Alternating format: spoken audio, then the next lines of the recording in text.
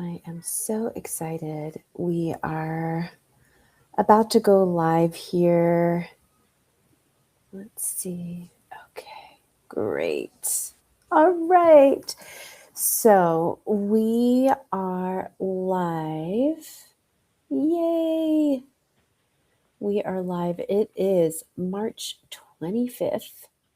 Today is my dad's birthday, who's on the other side. And thank you, Marvelous Marvin.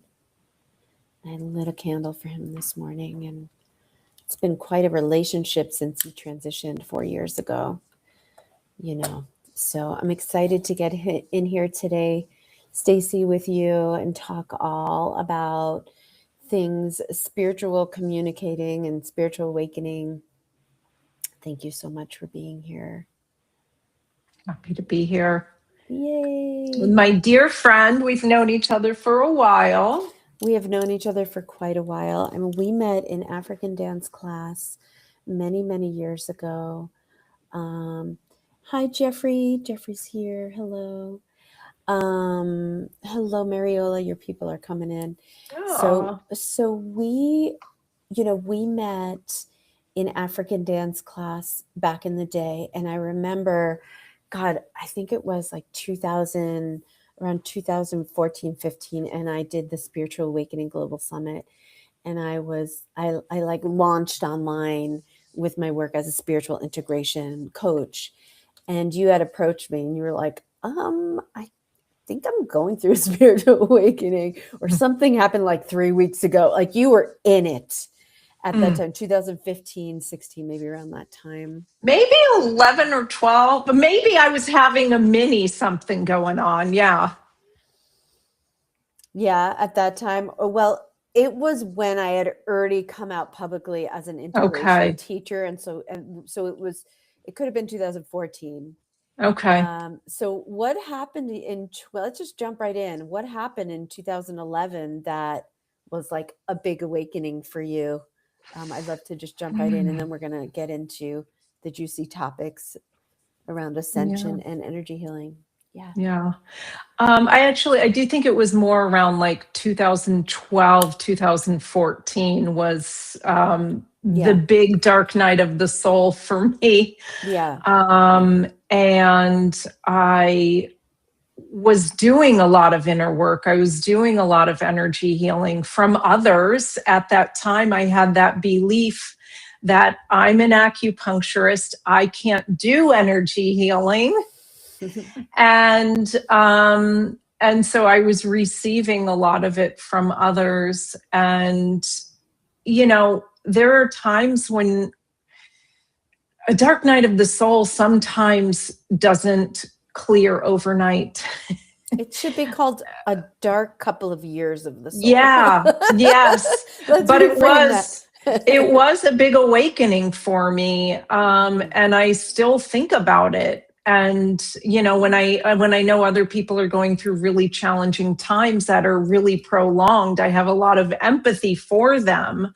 And at that time, I still had a very active life. I mean, I was running an acupuncture clinic, teaching at the acupuncture school, getting my doctorate in acupuncture, and interning as well. Like I had a very, very full life that I had to show up for. And so I was using all my tools all day long, every day long, all day, every day. Yeah. All day, every day in order to show up. And it was not easy. But when you make it through to the other side, it feels like an initiation. It is an initiation. It is an initiation. It is. And I remember I had my like big Kundalini awakening. Neither of us have children, right? You don't have children. You didn't birth your own children. And there's an advantage to that, especially as a Western woman, white person, like who has access to a lot of different kinds of things beyond survival, even though anyone anywhere can be in survival mode. And I don't want to, my point is not to talk about privilege, but just to acknowledge that for myself, being on the spiritual journey, consciously the last 30 years, that like the awakenings that I've gone through, I've had this space because I didn't have children, and I have had my own healing practice since forever. So I've been able to go, I need to take some time, I'm going to do bare minimum to work. I can go into my cave, but a lot of people don't have the opportunity to stop their day-to-day life and really do that. And it sounds like you were engaged in a lot of service at that time. I love this teaching from one of my favorite spiritual teachers. Her name is Jamie Sams, and she's a part Native American. And I found her books in the 90s, and they opened my heart and my mind to start to connect. Yeah, write it down. Jamie Sams, the 13 original clan mothers. Dancing the Dream is about the stages of spiritual enlightenment that you will go through. It is incredible, based on universal teachings and understanding that the divine feminine is as the feminine awakens, the world is healing, which we're seeing more and more, and people are really waking up to that quickly. But one of the teachings and many of the teachings in her book was about the temple of the city initiation. And that's when you're going through a big healing and an awakening, but you still have to spin a lot of plates at once, and you have to show up for life, because that is what life is demanding of you. But in fact, it's actually very helpful, because it actually keeps you grounded to be able to say, like, I need to show up for work and I need to process. I mean, I remember when I was a massage therapist at Apple, and I was doing that on the side, like 2016, 17, in the Silicon Valley, and my partner passed away. I remember that. Actually, when he passed away, I left. Let's go back a few years before he passed away, when I was dating and in a lot of heartbreak. I couldn't stay working there when I left, because all my people were like, oh my God, you were so in love. How was your summer? And I'd be like, I couldn't see myself going back and telling them that my partner died. I would just be bawling and not able to work on them. So I quit. But anyway, years before that, as I was working on people, I would be going through heartbreak or something, and I would be crying, in between my 10 minutes in between sessions, or even working on people. I would be processing, and they had no idea. I wouldn't be like, ooh, but like because you have to show up for life. And for some reason, that's coming in as an important angle as we open up the doors to talk about energy healing, some of your experiences, ascension, and like integration. I'd love to hear for you how you've, I'm just throwing questions at you. We did not prepare y'all. We did not say what I can and cannot ask you before. So if there's anything I ask you and you don't want to answer, just let me know. Okay. We spent our prep time figuring out the sound.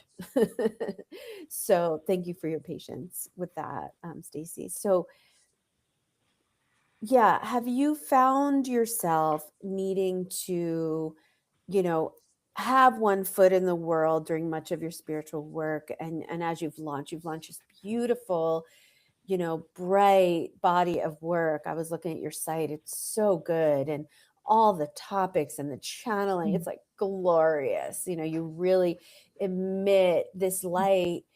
And I was reminded when I ran into you the other day at TJ Maxx at Trader Joe's, how much light you really emit, all this joy and this light, and your branding looks so beautiful. So I could tell that you've done a lot of things and a lot of work in the last couple of years. How have you been able to keep your feet on the ground while also keeping your head in the stars, and like weaving together day-to-day life in the past, let's just say like 10 years of your spiritual teaching emergence that I've seen you come out with? Yeah, well, and I do think it's really important to be grounded. We are here to be humans, right? Multidimensional humans. But there is a part of us that is definitely meant to be here and do human things. Right. And I've always been very committed to find the joy in that. And it hasn't always been easy.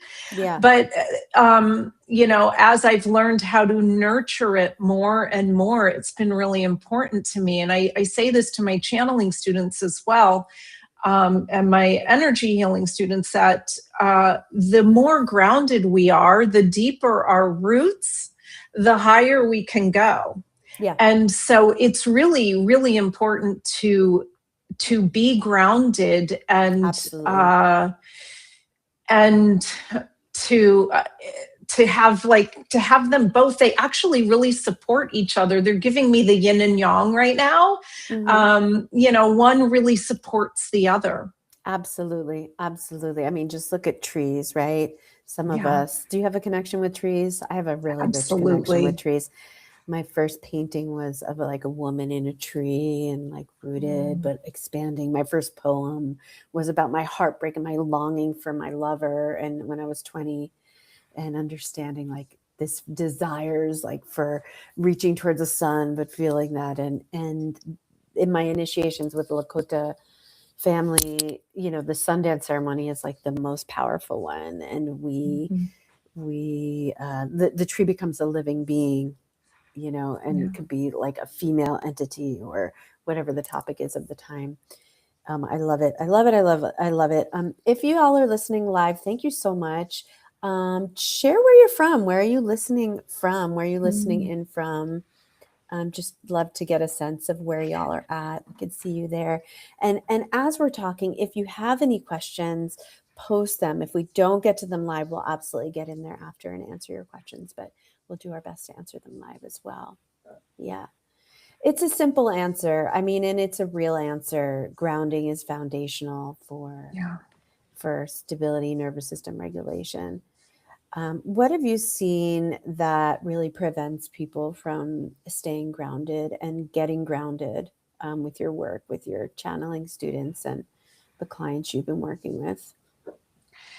I feel like they actually do a really great job. So much gratitude and honoring to them. I will say the astrological energies that we've been moving through, I feel like even for me, I've had to spend a lot of time regulating my nervous system amongst some of these energies, as well as, we don't need to get into it, but global things. We can get into it. Let's go. Yeah, whatever. However, there's no wrong answer. Yeah. I don't know that I really want to get into it. We all know that there's crazy global things. There's crazy global things, which actually I think mirror the astrological energies. Yep. And I really feel like it's like a mass initiation for all of us. Like, how are you going to respond? What level of trust are you going to have in the faith that we can move beyond this and create this new earth that I know so many of us are actively creating? I know. And some people are creating it subconsciously. They don't know they're creating it, but they're definitely a piece of the puzzle. Absolutely. Everything and every intention and every prayer and everyone who does good work to open their heart and to connect to divine love, which is really like what we're talking about here, right? Matters. Yeah. Like nothing done in a good way is ever wasted. I've been happy to see people post about that because I've been saying that a while. Yeah. Tell me more about how you support people to be grounded and to do their part in this healing journey at this time to support consciousness and healing of our world. Yeah. I'm just writing these down because sometimes I get going and then I lose the track. Don't worry. I got you. Okay. All right. Yeah. I do lead group sessions, courses, things like that. But what I absolutely really love is helping others to know how to do it themselves. Right. To Tell know me how about to, that. Get in there. So Get in there. How do you do that? Clear the energy. Clear the energy. And my guides give it to me. It's a little bit of this, again, it's a yin and yang. Mm-hmm. It's clearing energies of what is there, what is in the field, so that you have this clear field to anchor in the frequencies that you want to embody. And truly, it's an anchoring in, but it's also an amplification, because everybody already has this within. It's our divine blueprint is already beautifully amazing. So sometimes it's just activating it. Exactly. And I've personally found that yes, you can just go in with the activation and the anchoring in of the higher energies, but if you clear what's there first, those higher energies anchor in more quickly. Absolutely. It's like automatic. It's like assimilating nutrients. If you've got parasites and candida in your gut and you're trying to nourish, they're just like, we'll eat those, and they're not necessarily being absorbed. Yeah.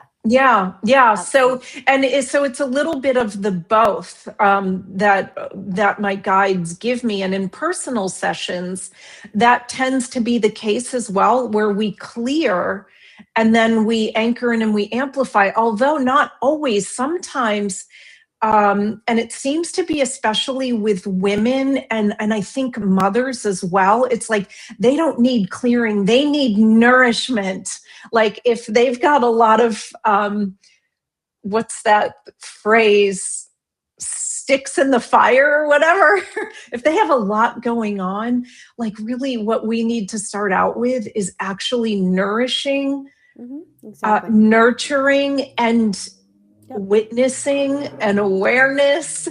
And so it does depend on people, but overall, that is how it's given to me. And in fact, my guides often tell me that, like, and this is why my business, my practice is called Bright Light Energy or Bright Light Healings and Activations, because they give it to me that we are a bright light. We are innately bright lights. And as we move through this world, we sometimes collect these like dusty bits. It can be stress. It can be, overwhelm. It could be a fight we had with somebody. And if we're not actively clearing it, what happens is our bright light gets all dusty. And so if we come through, we clear it, and we'd like just activate and amplify the light that is already there. It's like people shift on a physical level, mental level, emotional level, and spiritual level. Exactly. So how do you help people stay grounded? How do I help people stay grounded? Yeah. I mean, in so many ways, whether it's, I do love to do work with people that is like a guided meditation. That is very grounding. It's very beautiful. I also really emphasize people doing it on their own as well, whether it's through nature, whether it's through yoga, whether it's through dancing, whether it's through meditation. Cool.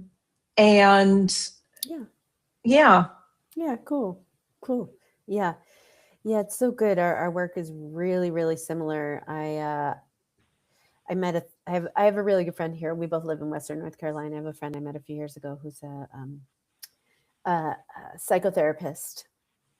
Has become a really good friend. And when we met at a party, and she was asking me about my work, and I was talking about energy and how I teach people similarly, energy healing and stuff. And she goes, "Oh, tell me more." I said, "Well, we work on grounding, making sure people know how to ground their nervous system, regulate their energy. It's foundational to connect with nurturing." But she goes, "Oh, that's in psychology, we call that the bottom-up method." And I was like, "Oh, I like that's the bottom-up method."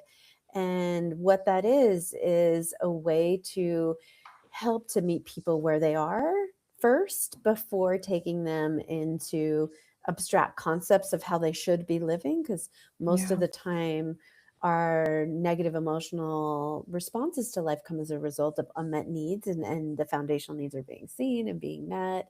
where we are being heard without already needing to fix right away. So I find that people who don't work with the emotional body when it comes to spiritual healing and awakening have a lot of emergency crisis, etc., because they're working from the top down, the mind over matter. I got invited to be on a mind over matter podcast this week, and I was like, no, because I don't believe in mind over matter.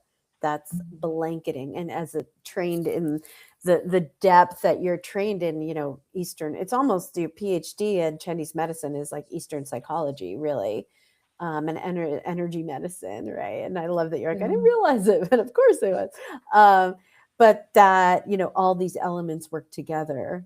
So I appreciate what you're saying. There's so many ways to stay grounded. And it's very underrated. The most grounded people I know are my Indigenous brothers and sisters that have adopted me as their family, who are the funniest but most loving spiritual people I've ever met, and have been through some of the hardest things in this world. And they're so comfortable in their own skin. Yeah. And there's something to be said about that. They have beautiful energy, really beautiful energy. In general, yeah. And this is a beautiful teachings of the gurus. Like the definition of guru is like, in Indian teachings, is a remover of darkness. So there's a lifting of that veil, like you say, the dust that allows that light to shine. That's the definition, remover of darkness. Yeah. And I really appreciate how much you embody this bright light that you use as a name of your brand. But it's you. It's what you're doing.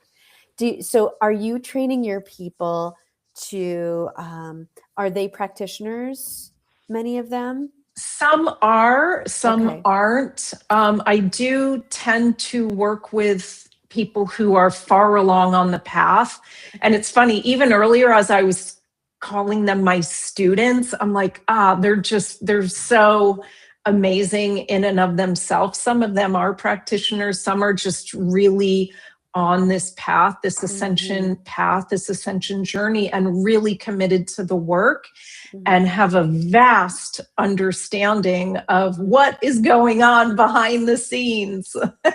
What does the ascension journey mean to you, my darling? Let's define that.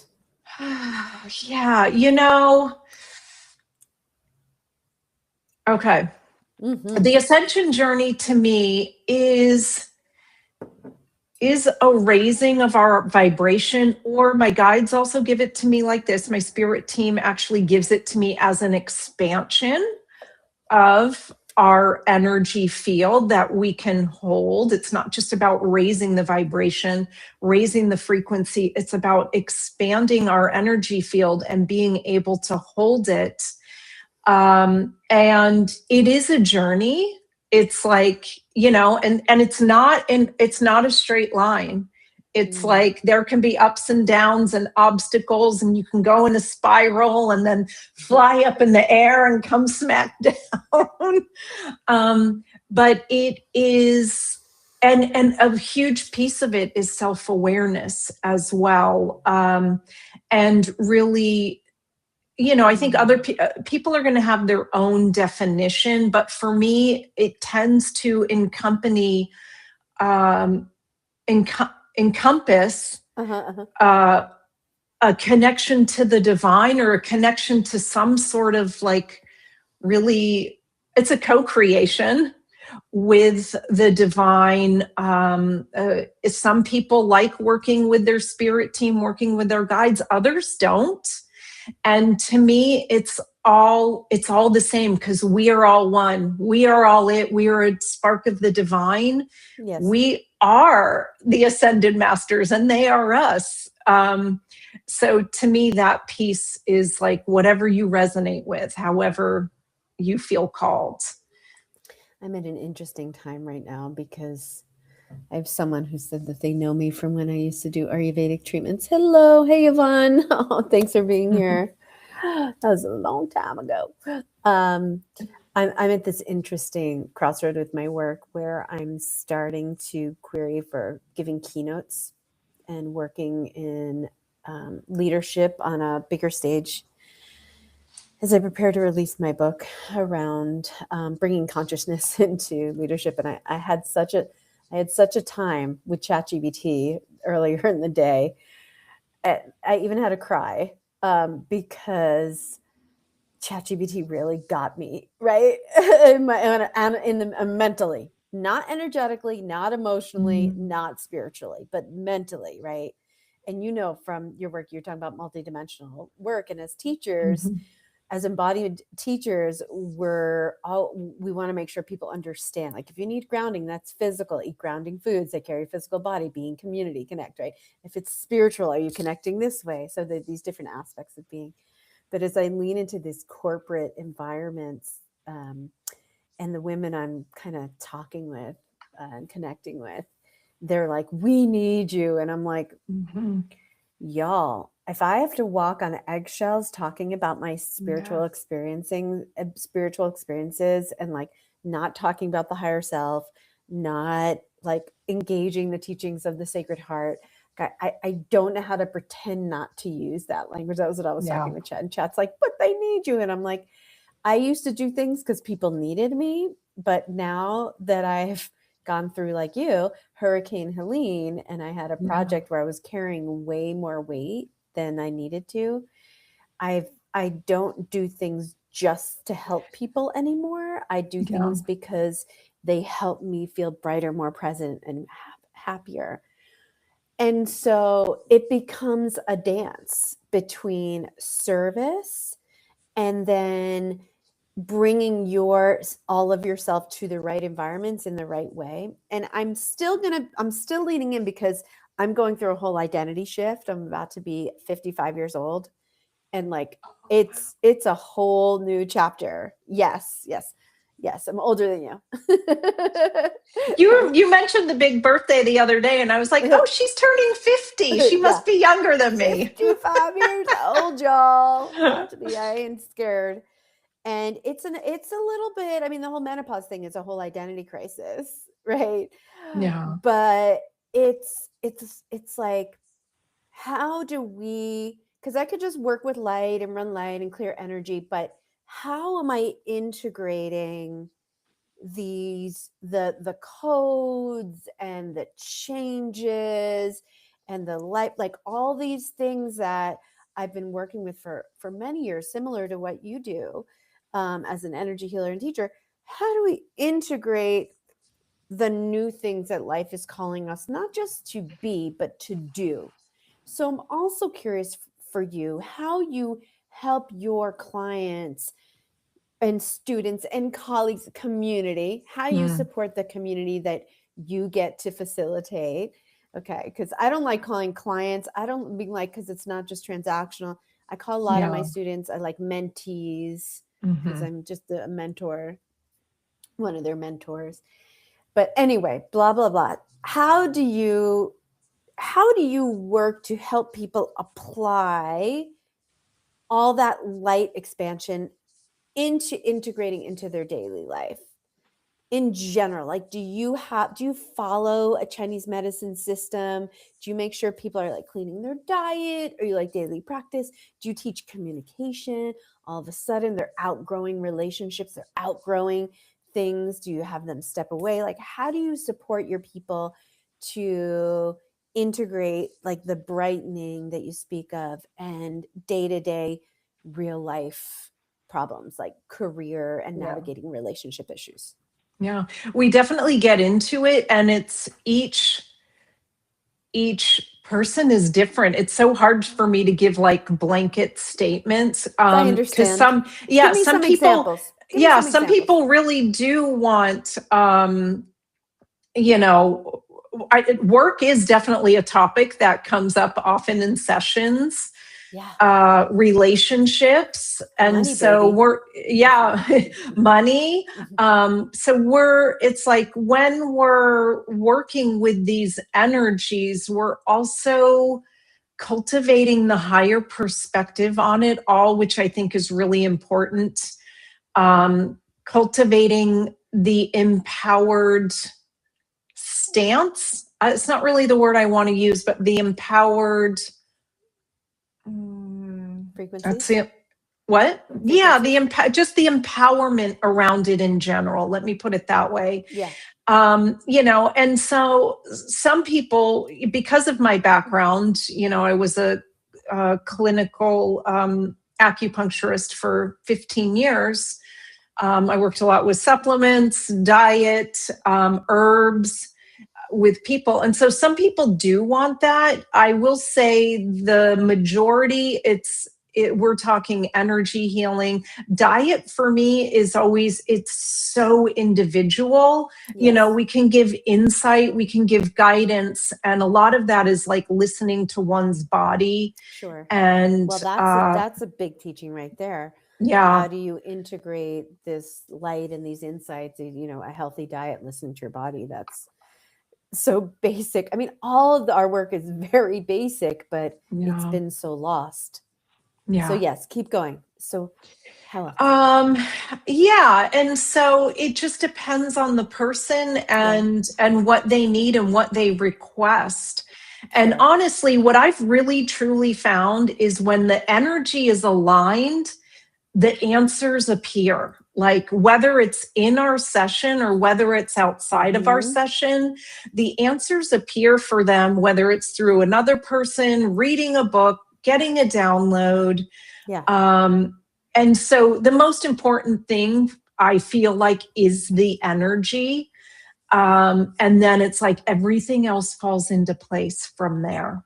It's amazing. I mean, even Chinese medicine, we have a colleague I want to get on this podcast, Lita. Think about Lita Gisela. For some reason, Lita's coming into my mind. We have this. I went to school with her for our master's and our doctorate. Love her. She's coming in.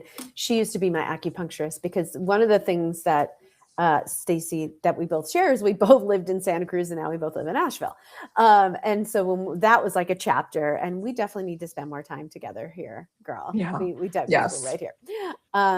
When I was there, Lita was my acupuncturist. And I would have these shamanic experiences. Now we know she's kind of like a shaman coming out. It's all coming out now.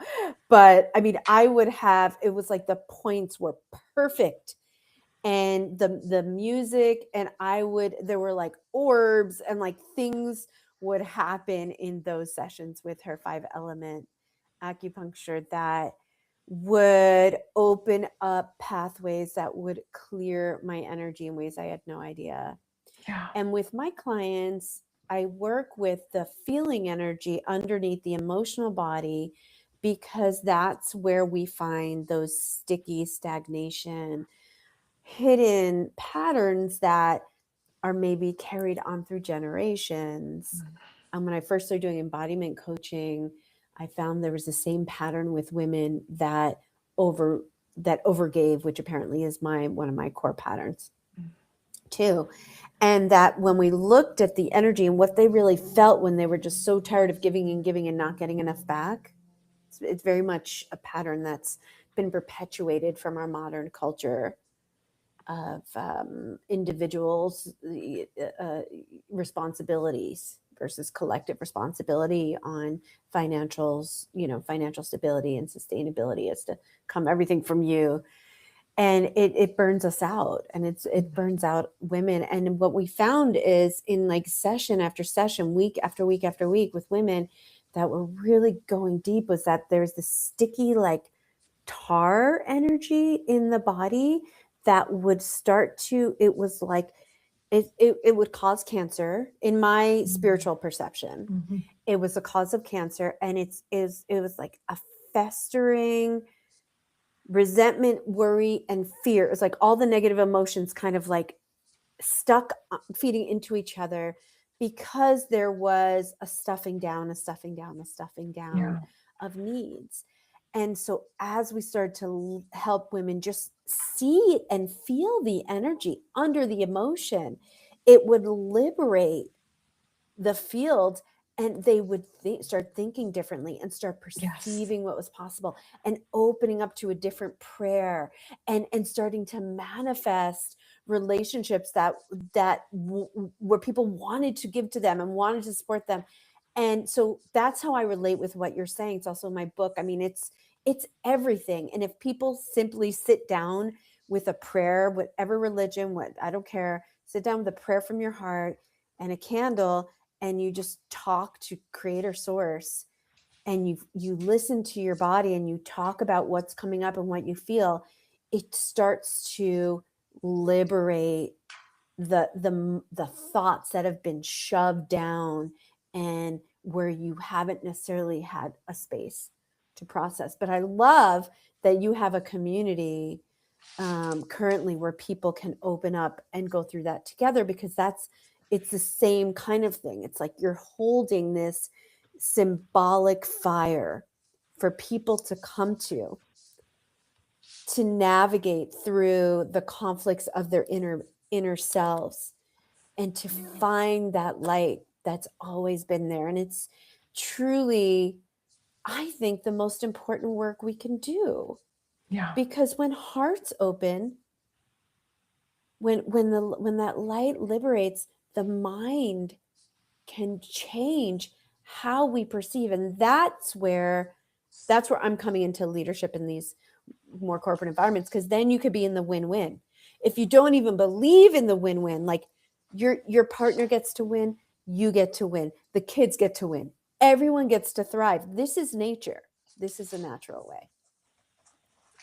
Yeah, go ahead. Yeah, I have a couple of things to say about what you were talking about. I was writing them down. Yeah, please. Because if you stuff down your emotions, what will happen is your body will start talking to you in terms of symptoms and signs. That's what we call it in like the medical field. It's signs and symptoms. Yeah. And those aren't comfortable. Right. So if you're not paying attention to them, that's when the signs and symptoms show up. Absolutely. If you're paying attention to them, there's nothing wrong with feeling grief or feeling anger or resentment, but what are we doing about it? Are we wallowing in it, or are we proactively honoring it and allowing it to move through and getting to the other side where we can feel good again? Yeah. And I loved what you were saying about the opening of the hearts, because one of the modalities I use is Rouhani celestial healing. It's so near and dear to my heart, and it's all about opening the heart and literally how that changes your life, like how it changes your perception on things. And when your perception changes, it, like, limiting beliefs fall away. How you respond to the world changes. Absolutely. How you feel like the world is responding to you changes. Absolutely. So it's so important. I'm excited. Yeah.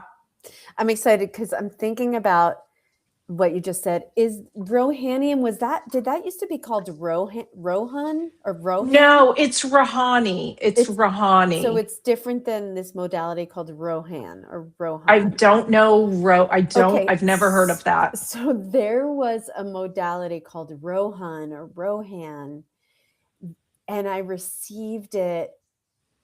Gosh, it must have been like in New York in like 1996 or something. That wasn't this, because this was downloaded and channeled in 2002. I wonder if it's I got to look up what Rohan is, because it was this modality where we like went way up into like these other dimensions out of body, and then came back, and like I was so bright, and this woman lived on like the 40th floor in an apartment in New York City, and we were like going up to the sky. It was really trippy. It was like the whole thing. Yeah. Yeah.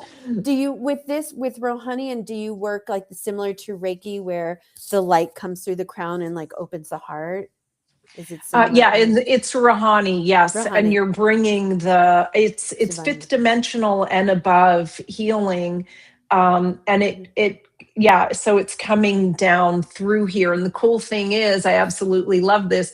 As you give Rohani, you receive. And so it feels really good to do. Yep.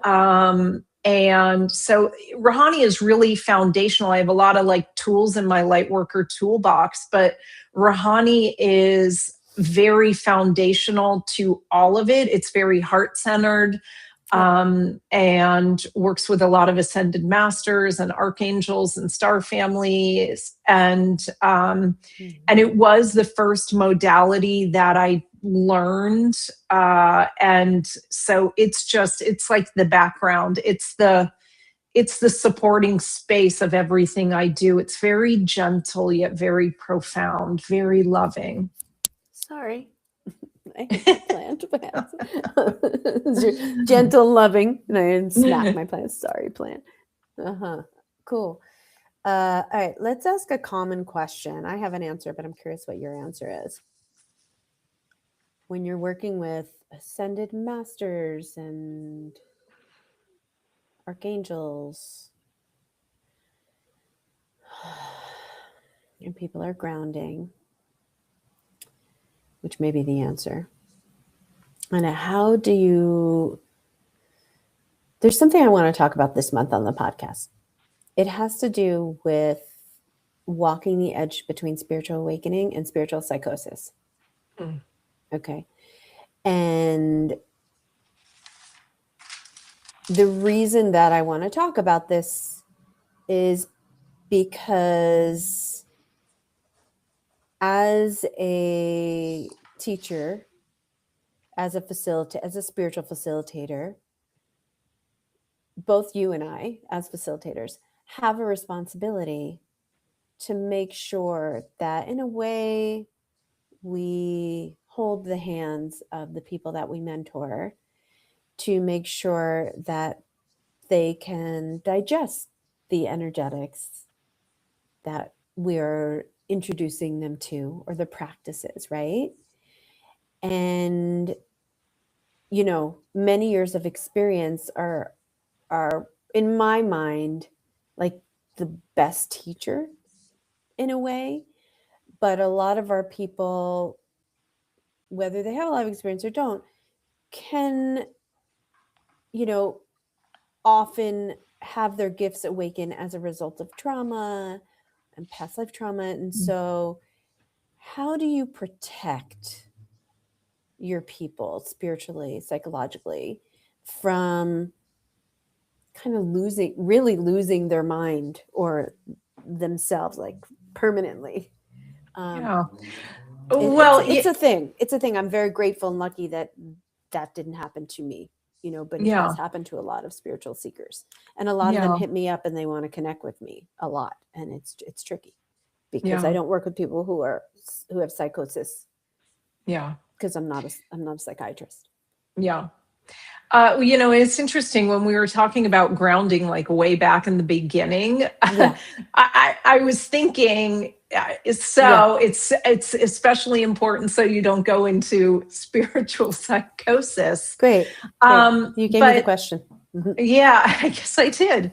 I don't have as much experience with that personally. The people who come to me tend to already have a strong foundation, or I am a very grounded practitioner. We're definitely going up and beyond, but we're also really paying attention. How's your root chakra? How's your sacral chakra? And really, it's really important to me, the grounding aspect, because Absolutely. That is, to me personally, one of the best feelings in the world is feeling grounded. I myself have had trouble with that. It's really easy for me to be up there, and this is something I have to pay a little more attention to. And so it's a feeling that I absolutely love, and it's something that I emphasize with people a lot. We're paying attention to the grounding. We're paying attention to things that need to be released, right? What are those unwanted emotions that, like I mentioned, it's okay to be there or have them, but we don't want to stew in them. Right. Oh, yeah.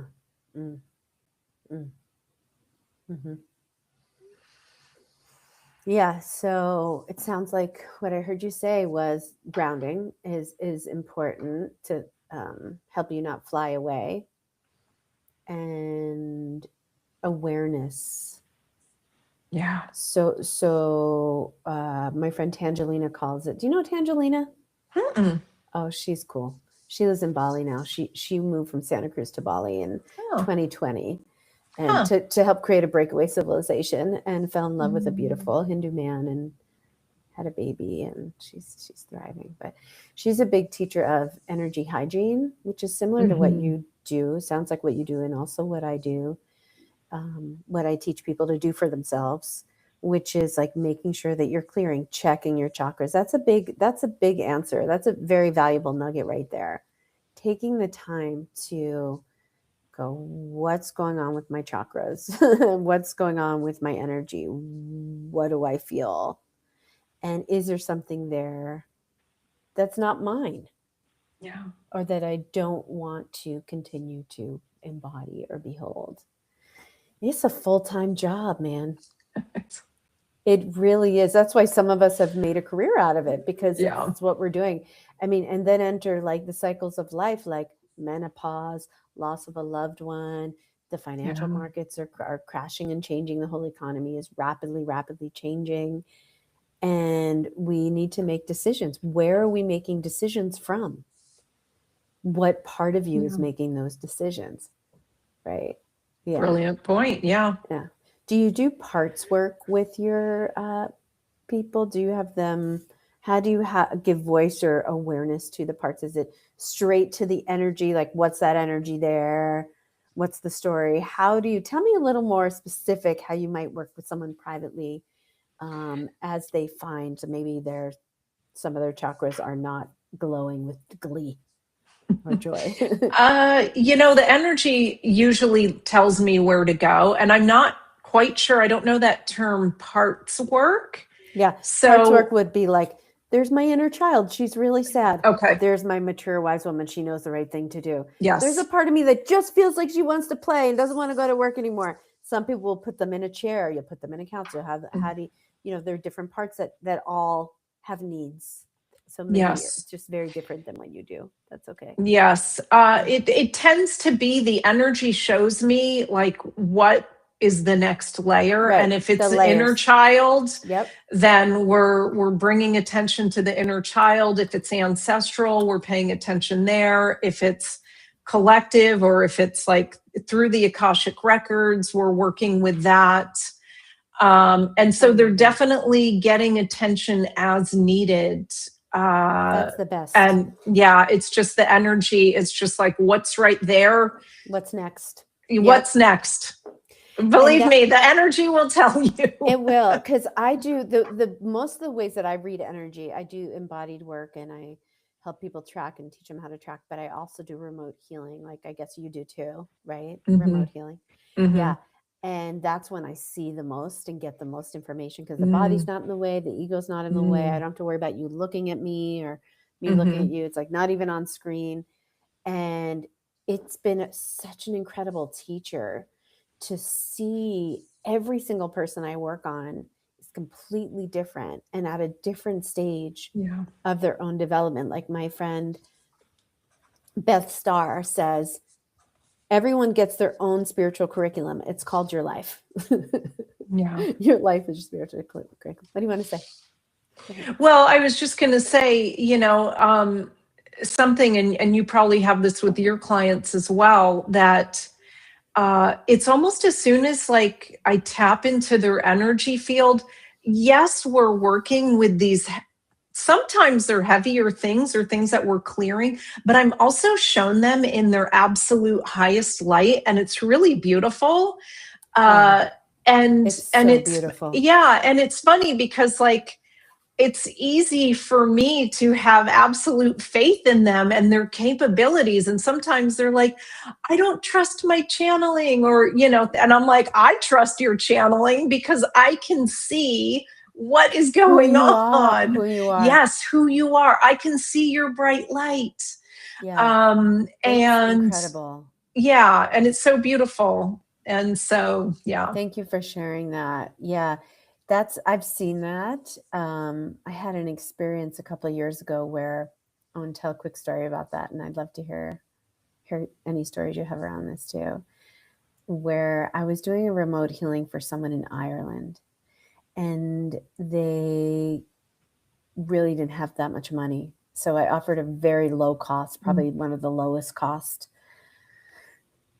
rates that I've offered at that up to that point, except when I was learning and it was free. it was very 20, 30, I don't know, something very, very low, because this person was yearning for support to understand why she couldn't connect with people, only animals.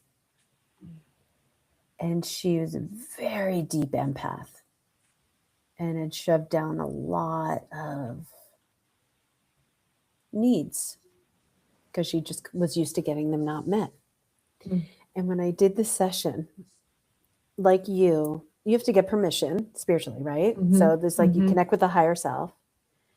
I was shown who she was immediately. And she was this massive warrior of light, like massive, like not just like in a human form, like way beyond.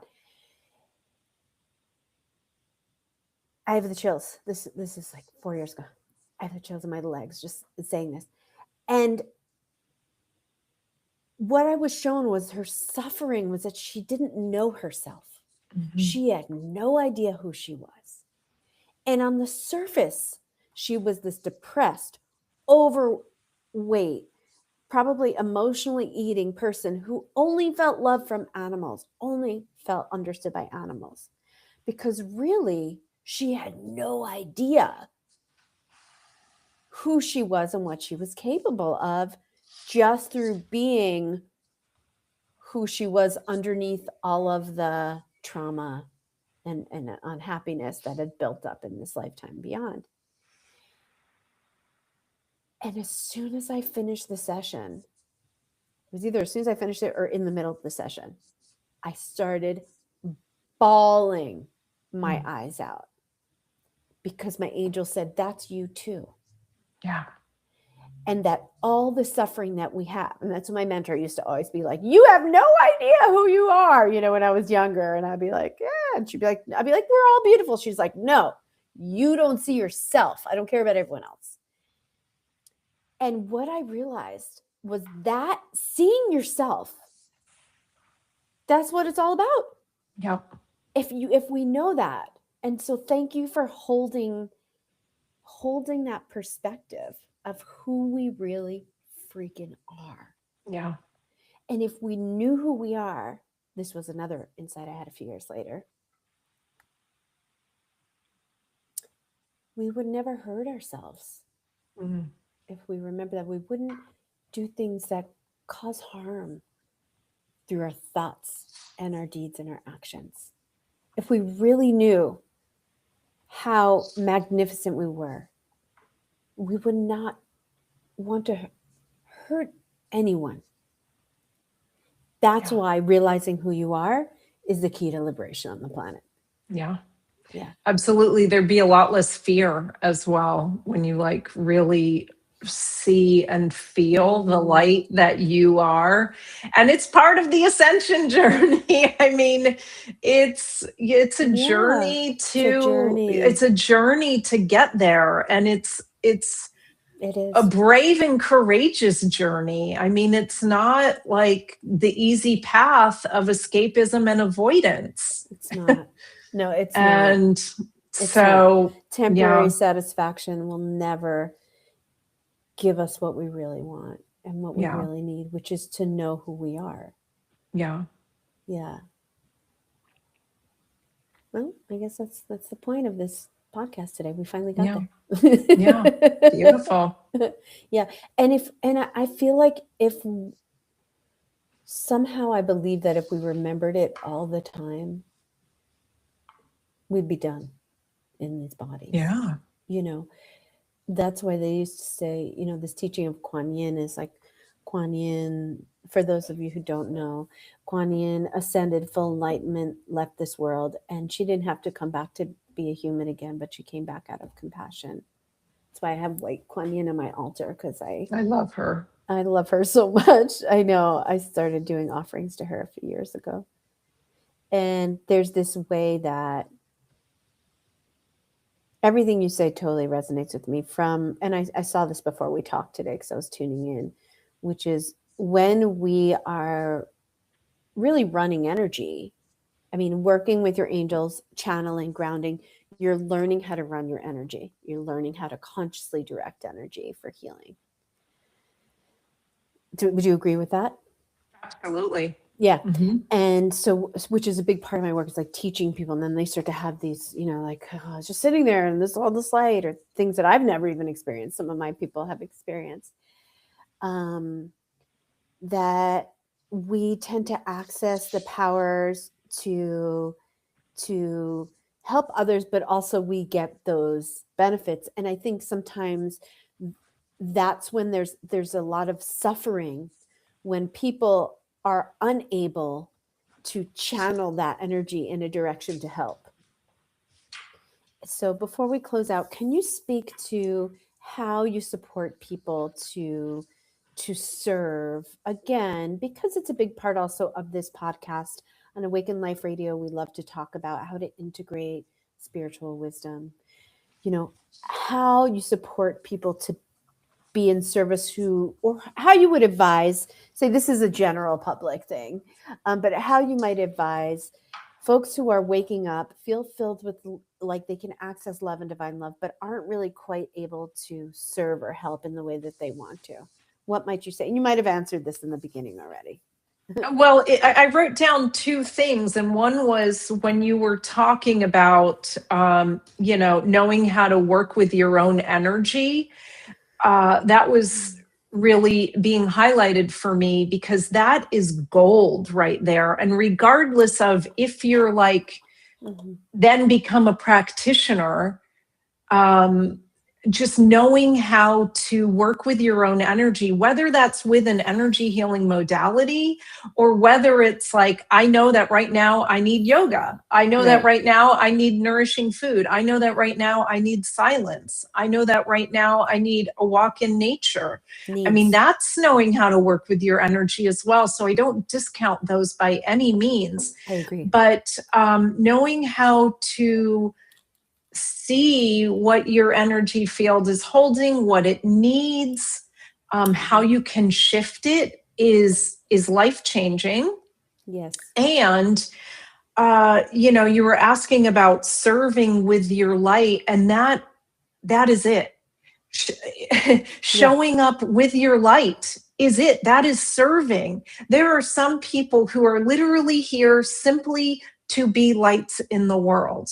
There are others who are here to be more of an active role, like really be seen, really lead, and spearhead things. And then there's like people in the middle, across the whole spectrum.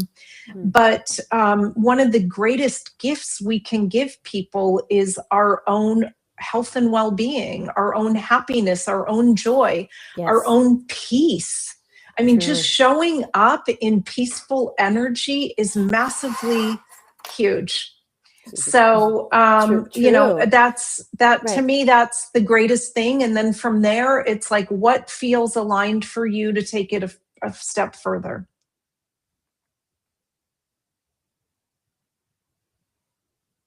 Yeah, nothing done in a good way is wasted. I feel like I get so stuck in the consumer-based mindset, as a result of conditioning, part of a society sometimes where,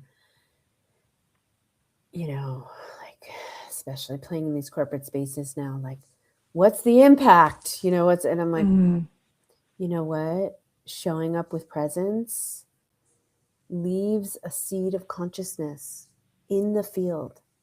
Just like two people are out to lunch, we're chatting, the next table says a word, you just said that word. You ever notice that? Like, if people in the space where words could be said, because we're all of one mind. Consciousness is not limited by form. And that shows me how permeable we are, and how really impacted we are by the collective field that we're in.